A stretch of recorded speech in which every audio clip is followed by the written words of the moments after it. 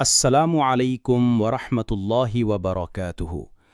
আজ আমরা আলোচনা করব সূরা আল হুমাযা নিয়ে, যা কুরআনের ১০৪ নম্বর সূরা।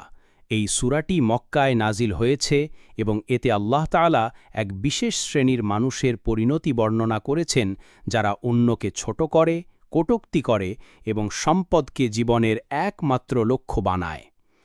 শানে নুজুল বা নাজিলের প্রেক্ষাপট তাফসিরে এসেছে, মক্কার কিছু প্রভাবশালী ব্যক্তি ছিলেন যারা রাসূলুল্লাহ সাল্লাল্লাহু আলাইহি ওয়াসাল্লাম এবং সাহাবাদের নিয়ে বিদ্রূপ করতেন, পেছনে অপবাদ দিতেন, মুখোমুখি হলে ব্যঙ্গাত্মক কথা বলতেন।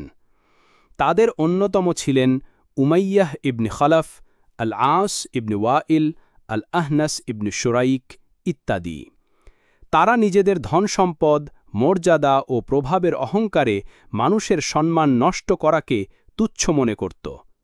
এই প্রেক্ষাপটেই আল্লাহ তাআলা সূরা আল হুমাযা নাজিল করেন, যাতে জানিয়ে দেওয়া হয় যে এমন মানুষের জন্য দুনিয়া ও আখিরাতে ভয়ঙ্কর শাস্তি অপেক্ষা করছে।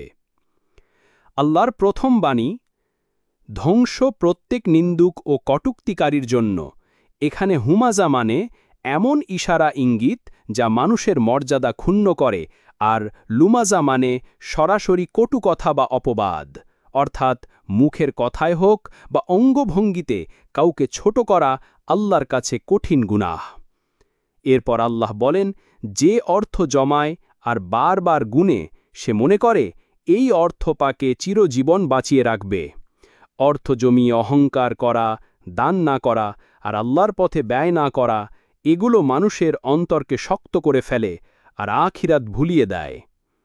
কিন্তু আল্লাহ ঘোষণা দিলেন, কখনো না, সে অবশ্যই হুতামাতে নিক্ষিপ্ত হবে।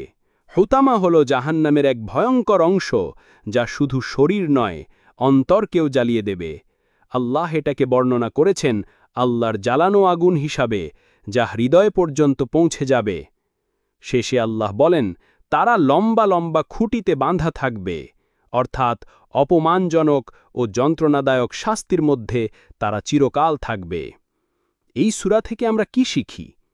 অন্যকে নিন্দা, কটূক্তি বা অপমান করা ইসলামে কঠোরভাবে নিষিদ্ধ।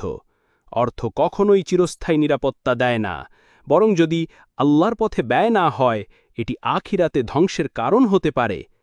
অন্তরের গুনাহ জাহান্নামের শাস্তির কারণ। জিহ্বা ও আচরণের নিয়ন্ত্রণ একজন মুমিনের অন্যতম বৈশিষ্ট্য। আসুন আমরা নিজেদের জিহ্বা, আচরণ ও সম্পদকে আল্লাহর সন্তুষ্টির পথে ব্যবহার করি।